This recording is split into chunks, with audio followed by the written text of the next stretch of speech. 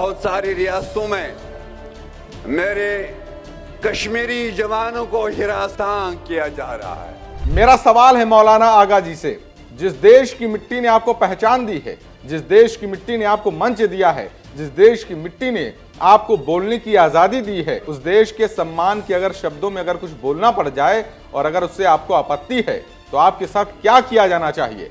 आपको भारत में रहने का हक क्यों दिया जाना चाहिए? और ये सवाल भी है कि फिर आपको बांग्लादेश ही क्यों ना भेज दिया जाना चाहिए? जो ये वंदे मातरम कहलाते हैं, मैं उनसे एक सवाल करूं, क्या वंदे मातरम की मीनिंग बता सकते हैं? मौलाना साहब, अर्थ तो हमें सब पता है, आप बताइए कि आपको कितना अर्थ पता है। इतिहास इस बात का गवाह है कि जब भी किसी देश की संस्कृति की मूल जड़ों से खिलवाड़ किया गया है, उस देश की संस्कृति बर्बाद हुई है और वहां के लोग भी बर्बाद हुए हैं। हमारी 7 करोड़ आबादी है, लेकिन हमारे साथ वही सलूक किया गया है कि जो पाकिस्तान में हमारी कम्युनिटी के साथ सलूक किया जा रहा है। बांग्लादेश में पीटी जा रही हिंदू माओं, बहनों और बेटियों पर आपकी जुबान खामोश क्यों हो जाती है? तब आपके पास आपत्ति जाहिर करने के लिए शब्द कम क्यों पड़ जाते हैं? लखनऊ के ऐतिहासिक बड़े इमामबाड़े में एक कार्यक्रम का आयोजन किया जाता है। कार्यक्रम था all India personal law board का महाअधिवेशन। लेकिन इस महाअधिवेशन में जो जहर उगला गया है वो आपके लिए जानना बहुत जरूरी है। कारण कोई नीतिगत प्रस्ताव नहीं है, बल्कि शिया धर्मगुरु मौलाना आगत सैयद अब्बास रिजवी का वो बयान है जिसमें उन्होंने वंदे मातरम और भारत माता की जय जैसे राष्ट्रवादी नारों को लेकर आपत्ति दर्ज की है। जो ये वंदे मातरम कहलाते हैं, मैं उनसे एक सवाल करूं, क्या वंदे मातरम की मीनिंग बता सकते हैं? मेरा सवाल है मौलाना आगा जी से, जिस देश की मिट्टी ने आपको पहचान दी है, जिस देश की मिट्टी ने आपको मंच दिया है, जिस देश की मिट्टी ने आपको बोलने की आजादी दी है, उस देश के सम्मान के अगर शब्दों में अगर कुछ बोलना पड़ जाए और अगर उससे आपको आपत्ति है तो आपके साथ क्या किया जाना चाहिए? आपको भारत में रहने का हक क्यों दिया जाना चाहिए? और ये सवाल भी है कि फिर आपको बांग्लादेश ही क्यों ना भेज दिया जाना चाहिए, अगर आपको शब्दों में ही इतनी ज्यादा समस्या हो रही है।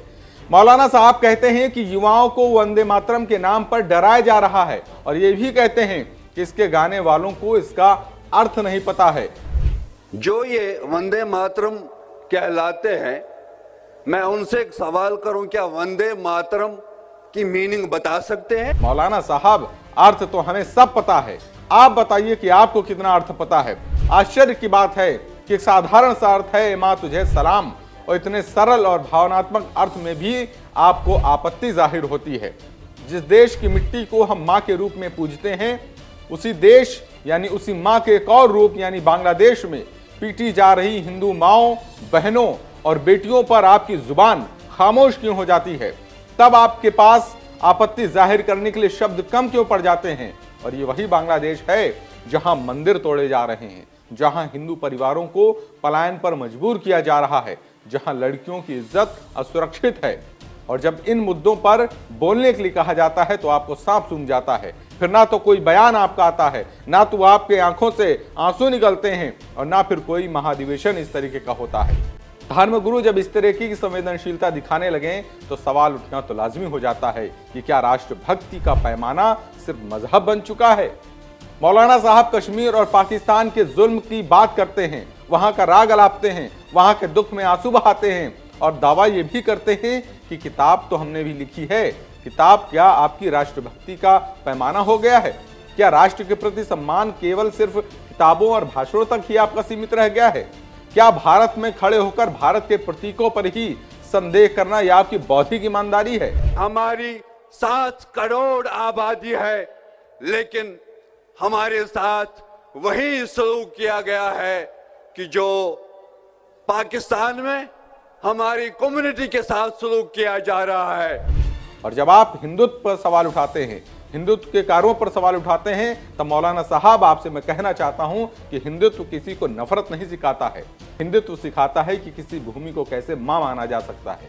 हिंदुत्व सिखाता है कि कैसे किसी की भी संस्कृति को सम्मान दिया जा सकता है, कैसे अन्याय के विरुद्ध आवाज उठाई जा सकती है। और ये सिर्फ हवा हवाई बातें नहीं हैं, इतिहास इस बात का गवाह है कि जब भी किसी देश की संस्कृति की मूल जड़ों से खिलवाड़ किया गया है, उस देश की संस्कृति बर्बाद हुई है और वहां के लोग भी बर्बाद हुए हैं। जब तक आप अपनी ताकत का मुजाहरा नहीं करेंगे, आप ये नहीं बताएंगे कि हम कितनी ताकतवर हैं, उस वक्त तक हुकूमत आपकी कोई बात सुनने पर तैयार नहीं होगी।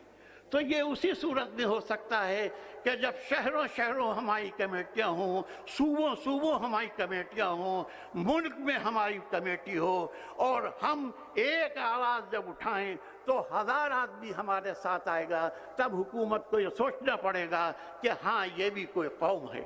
1947 में जहां पाकिस्तान में हिंदुओं की आबादी 20% के आसपास थी, वो आज 2% पर सिमट कर रह गई है।